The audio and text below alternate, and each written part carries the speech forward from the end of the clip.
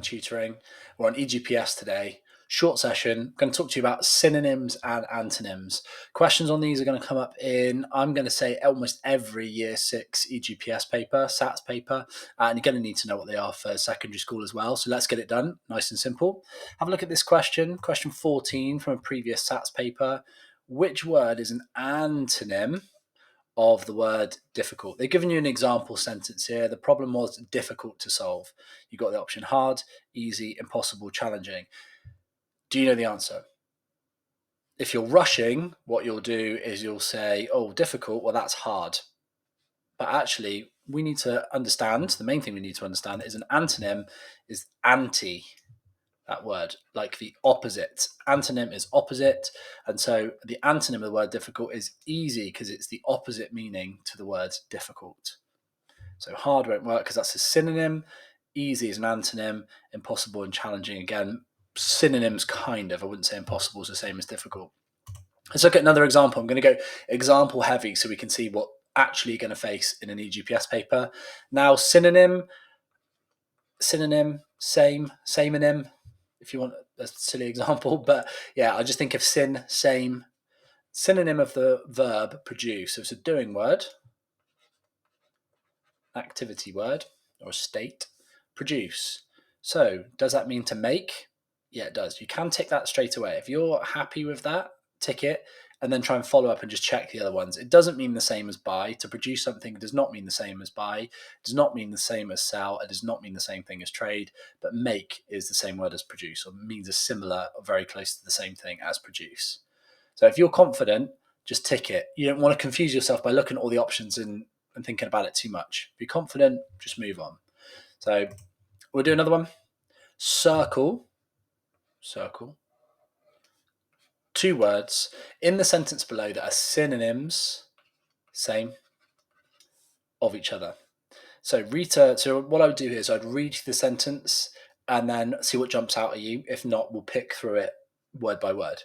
So Rita was overjoyed when she won the competition with her exceptional drawing. Her mum was delighted too. Okay, which are going to become in the same categories. So I'm putting a dot on overjoyed. One, maybe there's going to be another word for one. Competition, their exceptional drawing. Maybe that might be what we're looking at. Her mum was delighted too. Okay, Rita was overjoyed when she won. So there's a feeling there, overjoyed. When she won the competition with her exceptional drawing, her mum was delighted. Another feeling here. So they're going to be our words. They're going to be our synonyms. I'm going to put a circle around them. Delighted and overjoyed mean the same thing. Looking through any others, have we got it wrong? Okay, when she won the competition, there's not another word for won. Competition, there's not another word for competition. Exceptional, there's not another word for exceptional in there. And so we're happy with that. We're going to give ourselves the mark. Well done us. Basics we need to remember. Synonyms, same, samonyms, and antonyms, it's anti, the word. It means the opposite. Again, with everything EGPS, it's not necessarily, you use synonyms all the time in your writing. You're not going to use the same word for everything. But do you know the label? It's always about the labels when you come to an EGPS paper. So synonyms meaning the same, antonyms meaning almost the opposite, or another word that doesn't mean the same thing. We'll go through one more example. 2 words that are antonyms. As soon as you're seeing this, you might even want to write anti under there. Anti. 2 words. Circle them. Let's get it right. High standards. What looked like a worthless, I bet that might be useful, collection of rusty metal, that might be it, turned out to include ancient coins and valuable jewelry. Okay. Well, I'm seeing a link here already. I haven't actually read this sentence before. I've just copied this across, if you believe that. What looks like a worthless collection. Usually I'm picking what the descriptive words are. I'm looking at adjectives mostly. A worthless collection, rusty metal, turned out to include ancient coins and valuable jewelry. So I'm actually happy with those. I'm just going to check on the other 2. Rusty. There's not really anything that would be a good antonym for rusty. Non-rusty, stainless, I don't know really. Ancient. This is the one they're kind of trying to get you to think it might be the answer. Ancient, anything that means new. But ancient and worthless are not antonyms. They're different things. Worthless is about value. Ancient is about age.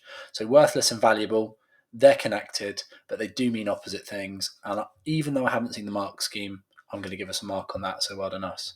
And that is synonyms and antonyms. That's all you need to know. Syn means same. Anti for antonyms as well means the opposite, and that's it. That's going to bag you a couple of marks. I would say you're probably going to get 2 out of the 50 marks in an EGPS paper for that.